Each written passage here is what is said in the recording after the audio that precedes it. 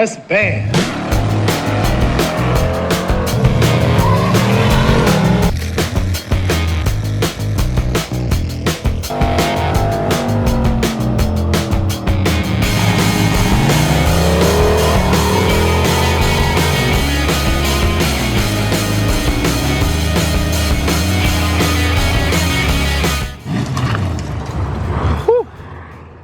Alright, today we're getting back to work on the LS4 swapped Fiero. Hopefully we're driving it this video. Fingers crossed. So, got the trunk lid off, deck lid off, whatever you want to call it.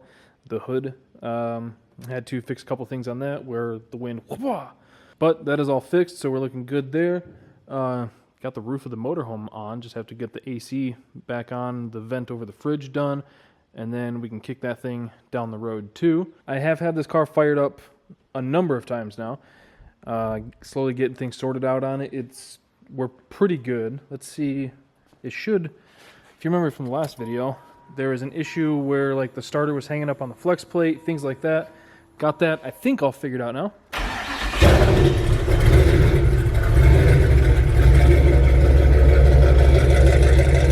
See, we sound so much better.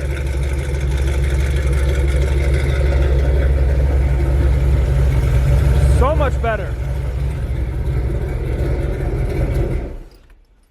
See, this thing sounds so much happier. Way better. So, finally got the starter alignment all figured out. That was kind of a pain in the butt. It was kind of had to play musical shims with it a little bit. But, got that figured out, so that's all good. Topped off on oil, topped off on transmission fluid. Got to the point where I was trying to put coolant in it.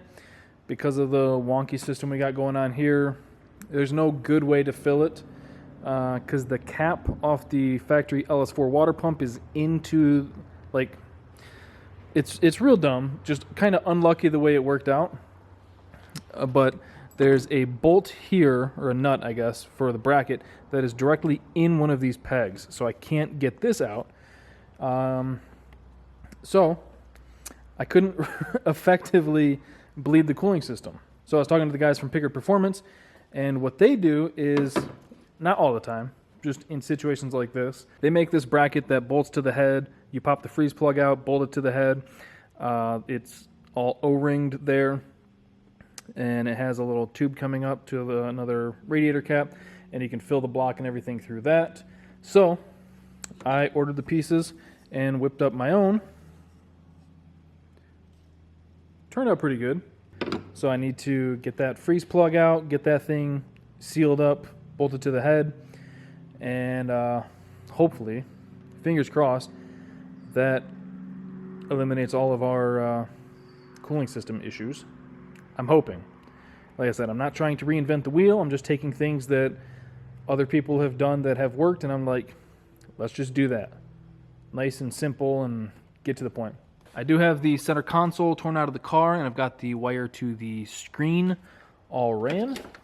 Just today, this bracket here showed up that my buddy Scott whipped up for me. So I'm going to run the cord underneath the shift thing here, and that's going to mount right about in here.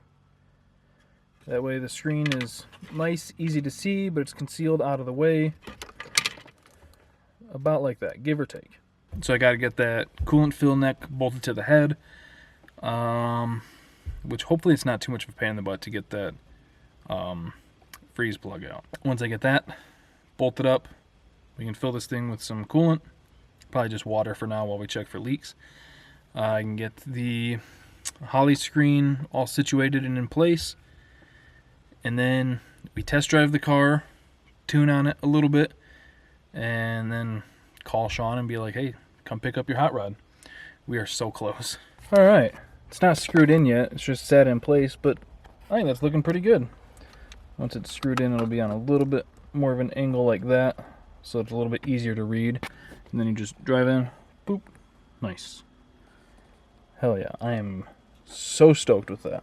All right, one thing off the checklist, only like 4 more things to do. Oh, I don't know if I mentioned this. I still have to wire up the radiator fans. Completely forgot to do it when I was wiring the car, but that's all right. Well, I don't know if I want that just key on or if I want the Holly to control it. Alright, got the interior all back together. The screen is there in front of the shifter. And I got that thing screwed down. The mount's drying to the bracket, so we're going to leave that alone and move on to the head. Get that thing bolted up. Still not 100% sure how I'm going to get that freeze plug out. Alright, got the freeze plug. Can you guys see that? Got the freeze plug tapped out of there. It came out a lot easier than I was expecting, considering it's behind some stuff. Now we can test fit this deal, which is going to be, let's see, about like that, which should be perfect.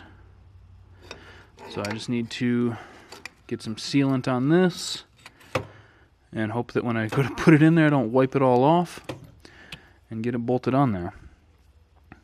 Which, bolting it on shouldn't be too bad. I'm going to dry fit it real quick. Like as far as getting the bolts in there, see how much of a pain that is. And then I'll get that thing permanently on there. Alright, that was a little bit of a pain in the butt. But it's on there. Come on. Quit kayfabing me, bro. There we go. We can fill through that. Everything's going to be perfect. No issues. I'm going to let the RTV tack up for a while before I do anything. I think I got everything hooked back up, hopefully. And then, oh, I've got to wire up the fan still. I forgot about that. So I'll probably do that real quick while this is drying. And then hopefully, oh, I got to go get more gas for it too. Dang it. We're so close. So close. Alright, fan is wired up. It's just key on, fan on. Nice, simple, basic hot rod stuff. I'm still going to let that tack up a little bit more. Just give it its best chance. I cut the hell out of the back of my hand. That thing was gushing blood because it's right over one of those veins. Yeah, I'm just going to let that tack up for a little bit longer. Give it its best chance of not leaking as possible. And I'll back the car out, try and fill it up. Fingers crossed, no leaks. And then I need to get more gas for it. Hopefully, we're driving this thing soon. Real soon. Alright, just put about 4.5 gallons of gas in it. So with what I put in there before, there should be about 5 gallons in it. That RTV hopefully is all set up good enough to heat cycle it and put some water in here. Don't want to put coolant in here yet in case there's a leak. I don't want to pour a bunch of coolant on the ground. I'd rather waste water. Like I said, fan's wired up. Just aired up this tire that goes down after a couple days. So now I'm going to pull the car out, turn it around, back it up here so that the back is the highest point. Theoretically, that will be the highest point. And start filling it up. See what happens.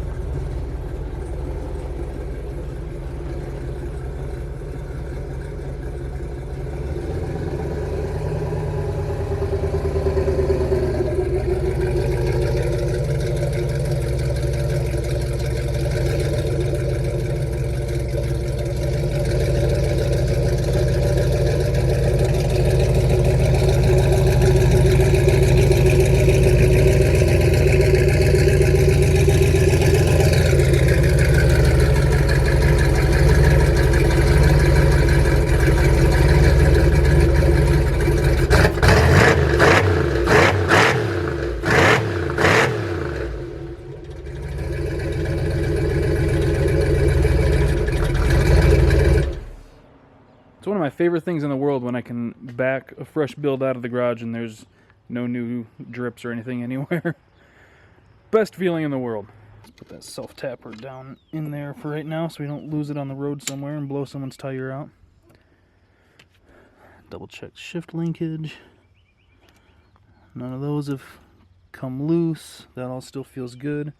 Alright, I'm going to start filling this up. Hopefully we have the cooling system bled enough. Let's see if it works.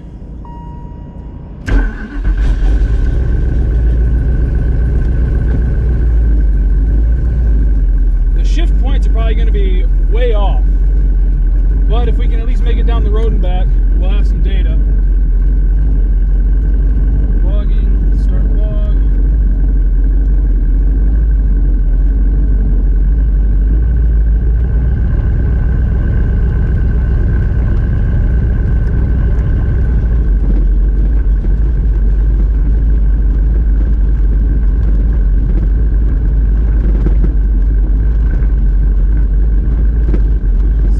Seems to be working. It's reading 3 miles an hour right now. It's probably a little far off actually.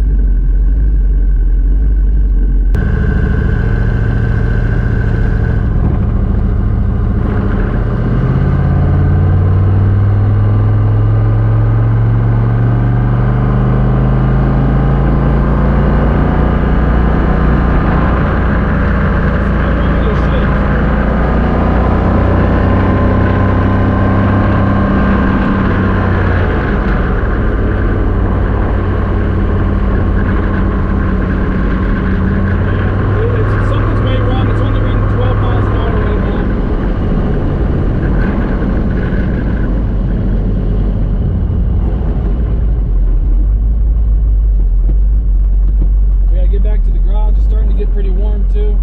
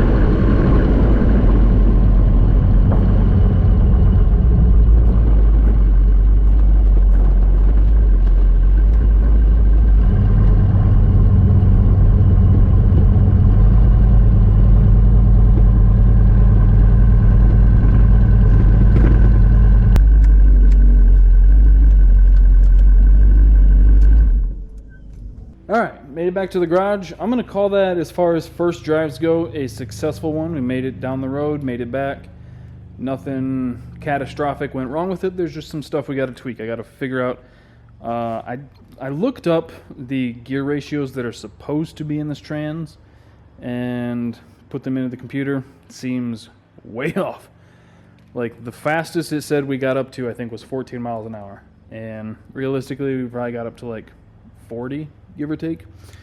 And then there's definitely some sort of like air pocket or blockage in the cooling system, because the temp gauge on the Holly said we got up to about 235 or whatever, around there, 230, 235.